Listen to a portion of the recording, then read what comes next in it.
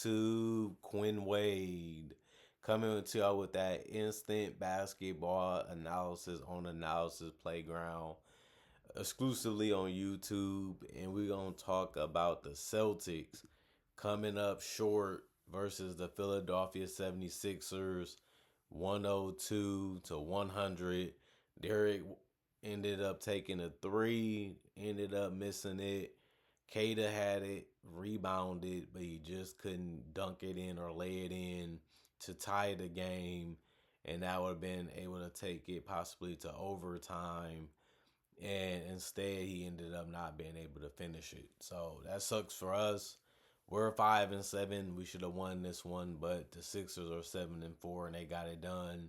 No Paul George, no Joel Embiid for people that don't know. Philly 23-22 in the first quarter. They won it.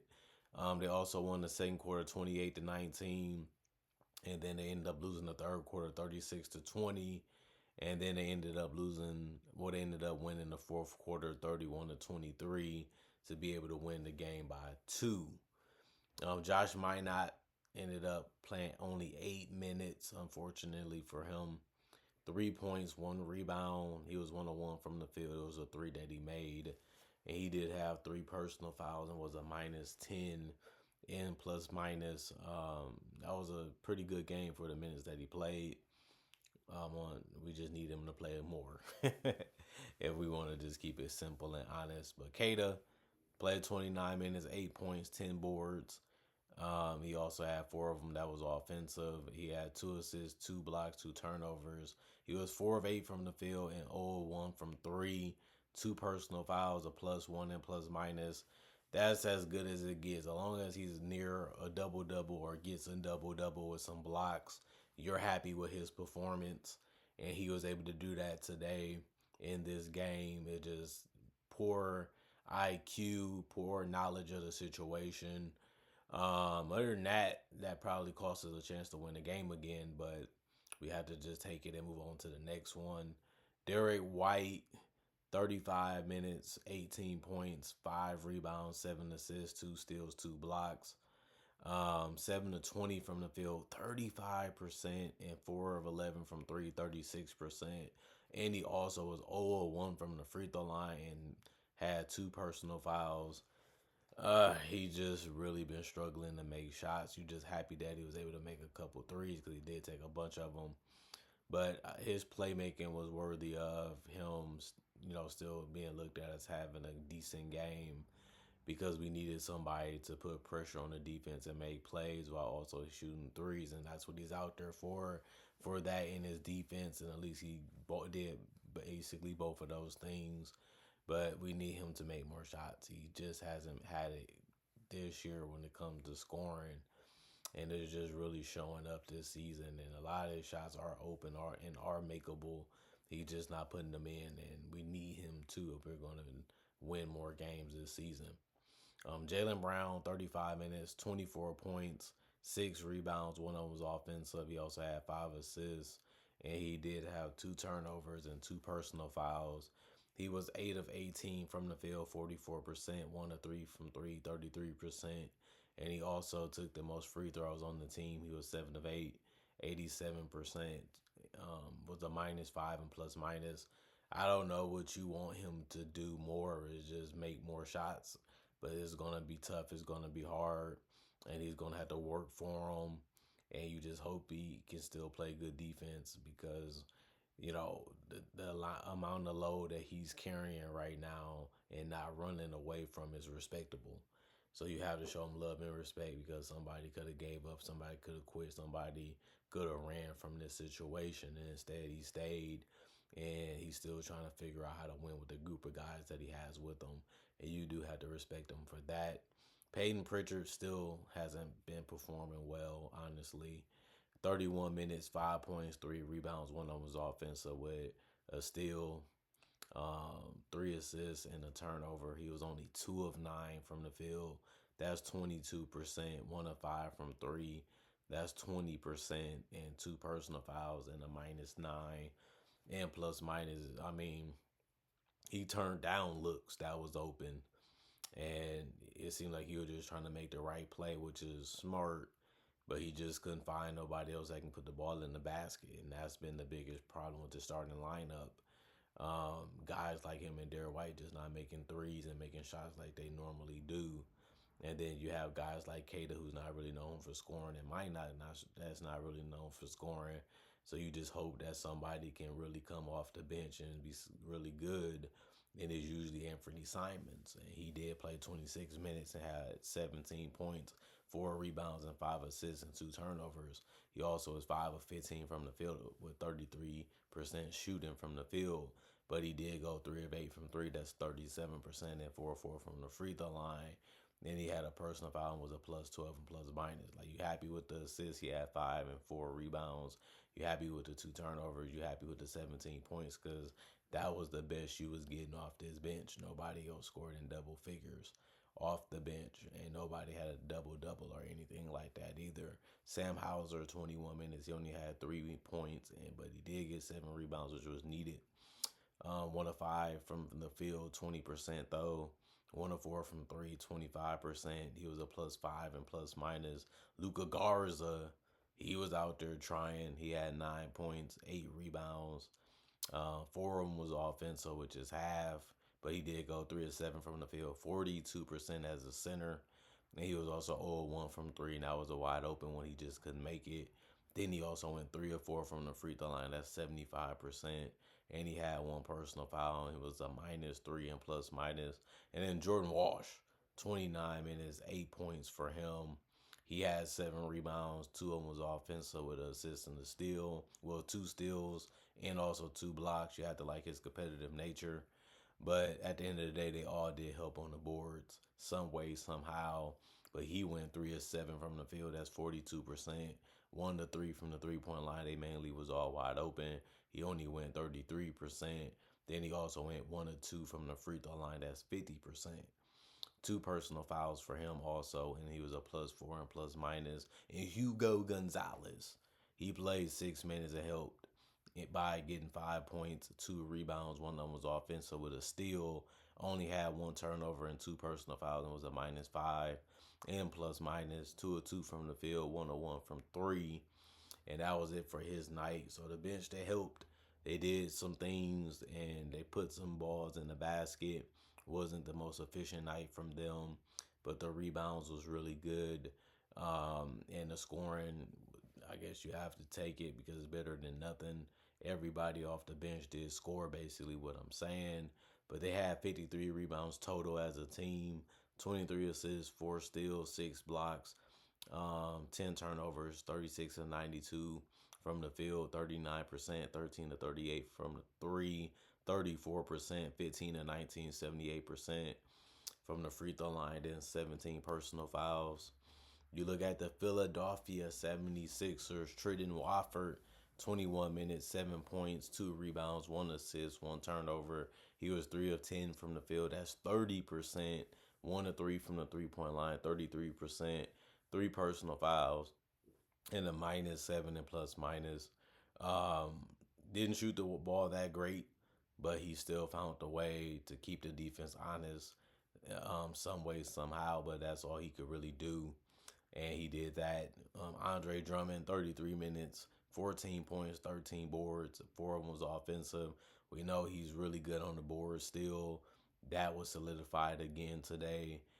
He also had a steal. He missed all his 3 point attempts. He went 0 of 2 from there, but he did still finish 6 of 11 from the field. That's 54%. You would take that. And 2 of 3 from the free throw line. That's 66%. One personal foul and a plus 10 in plus minus. Kelly Oubre Jr., 31 minutes, 12 points, 7 rebounds. 2 of them was offensive. 2 turnovers, 5 of 11 from the field, 45%, 0 of 5 from three, 2 of 2 from the free throw line, 5 personal fouls, and a -5 in plus minus. Kelly Oubre, he's been good for them.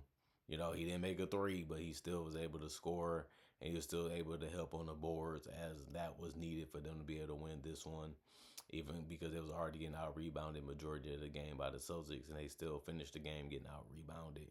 So Tyrese Maxey did his job, which is to score and put pressure on the defense to make a decision and pick between those.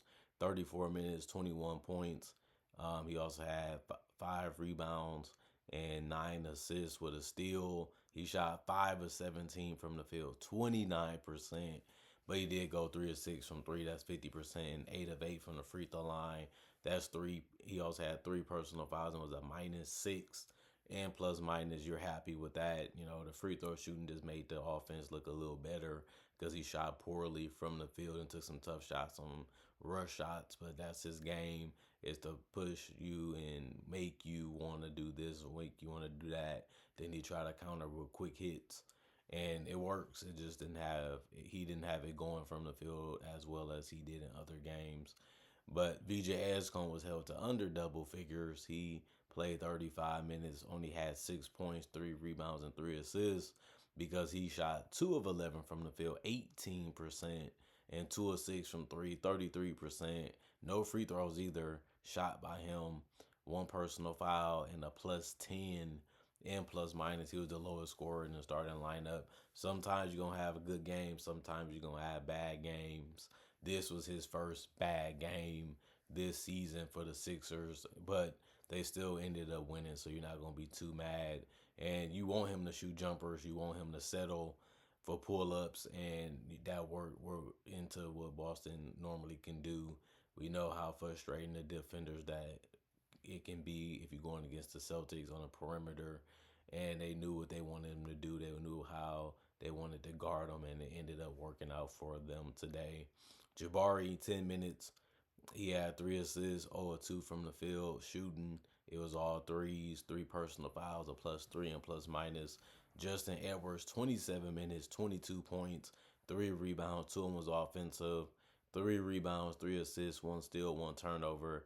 8 of 9 from the field, 88%. 5 of 6 from three, 83%. 101 from the free throw line, 3 personal fouls, and a +12 and plus minus. Man, this guy can really score, and he had it going from three, and they needed it, especially in the fourth quarter, and he was delivering as he should have, and he don't have no shame in what he's been doing to the Celtics, and this was just another game that worked out for him. Bona, 15 minutes, 2 points, 4 rebounds, 2 blocks, 1 of 1 from the field, a -8 and plus minus, and he did go 0 of 2 from the free throw line.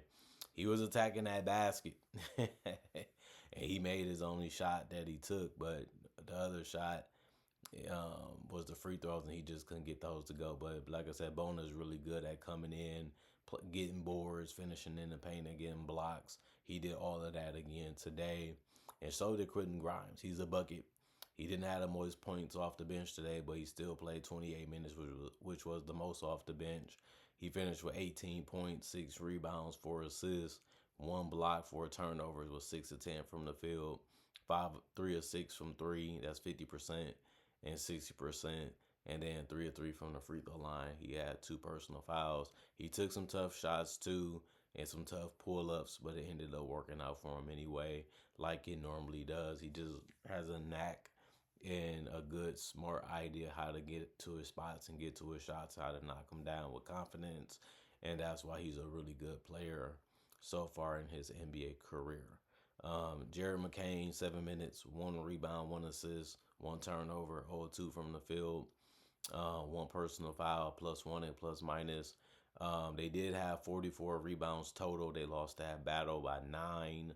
They did have more assists by 1 with 24. 2 steals. They won that. They lost that one by 2, and then they also did have the same amount of blocks. They committed 1 less turnover though than the Celtics. They was 36 of 84, 42% from the field. Both teams shot below average, but Philly shot better. 14 of 36, 38% from three. They shot better than the Celtics. And then 16 of 19, 84% from the free throw line. They shot the same amount of free throws. Philly made it at a better rate percentage wise, and then they committed more personal fouls with 22, which was more than the Celtics, but it didn't matter because they ended up winning anyway, and they ended up making their free throws at a better percentage. Other than that, this was a game where we knew it would be fighting. We knew it would be tough. We knew it would be hard. We knew it would be a close one. Philly was able to get it done, though. And the Celtics just poor IQ, just poor knowledge of the situation by Kata. But it just honestly wasn't meant for us to win, and Philly was outplaying us anyway, especially in the fourth quarter. So we put ourselves in a situation that we really didn't have to be in. We just needed to make more plays and make more shots. We just couldn't do that enough. And Philly found a way to get a chink in the armor and crack it open and just hit the weak spot for game. And it can happen that way. The Celtics, they still trying to get the best from their players. They just haven't got it enough. And that's why they're here sitting at 5-7, although they mainly healthy with the players that they have available, and it's still not enough because they're just not making enough shots, even if they're open. So it sucks as a Celtics fan. This was a game they looked at. We should get it. We just beat them, and then you realize we had a chance, we had an opportunity to keep it going or potentially win, and we found a way to blow it. So this sucks. It's a tough one to take in, but we just have to move on to the next one.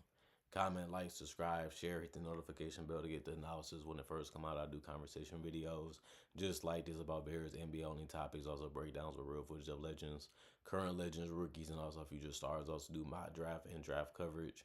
Not only that, I also have over 3,000 videos on my channel already that you can watch and enjoy when it comes to basketball and NBA content. Plus, I try to upload videos each and every day throughout the day when it comes to basketball NBA content to give y'all something to watch and look forward to when it comes to that type of content. Other than that, thank y'all for watching. Thank y'all for checking out the channel. And all I can say is y'all stay blessed up. Y'all stay good. Thank y'all for checking out the channel and appreciating the content for what it is. Thank y'all for staying subscribed. Thank y'all for staying loyal. And thank y'all for being consistently messing with me for a long period of time and enjoying the content that I make, because I try to do this as best as I can. And I'm glad I got a bunch of people that want to watch it on a daily basis. Other than that, peace out.